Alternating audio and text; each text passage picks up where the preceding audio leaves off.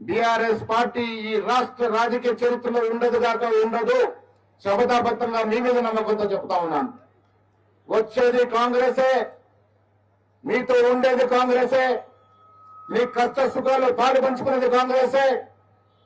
ముఖ్యమంత్రి రేవంత్ రెడ్డి గారు మేము నిరంతరం మీకోసమే పనిచేస్తామనే మాట ఈ పాదయాత్ర సాక్షిగా చెబుతూ మీ అందరికి కూడా ఇక్కడికి వచ్చి మా పాదయాత్రలో పాలు పంచుకొని మా అందరిని ఆశీర్వదించినందుకు పరిగి రంగారెడ్డి ఉమ్మారెడ్డి రంగారెడ్డి జిల్లా నుంచి వచ్చిన మిత్రులందరికీ కూడా కాంగ్రెస్ పార్టీ తరఫున ధన్యవాదాలు తెలియజేస్తూ నిన్న ముఖ్యమంత్రి తెలిసినప్పుడు పాదయాత్ర నా అభినందనలు కూడా తెలియజేస్తున్నా చెప్పినందుకు వారి ద్వారా కూడా వారి అభినందనలు కూడా తెలియజేస్తూ మీ అందరి నుంచి సెలవు తీసుకుంటా ఉన్నాను. రామ్మోహన్ రెడ్డి గారు పాదయాత్ర మొదలు ఎక్కడ పెట్టాలన్నప్పుడు తక్కువ యాదకొచ్చింది రామ్మోహన్ రెడ్డి గారు. నాకు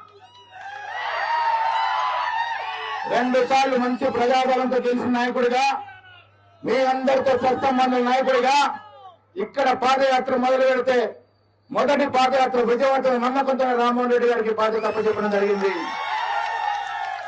ఈ యాత్ర నిరంతరం సాగుద్ది. ఈ యాత్ర స్థానిక సంస్థల ఎన్నికల కోసమో ఇంకేస్ కోసమో కాదు.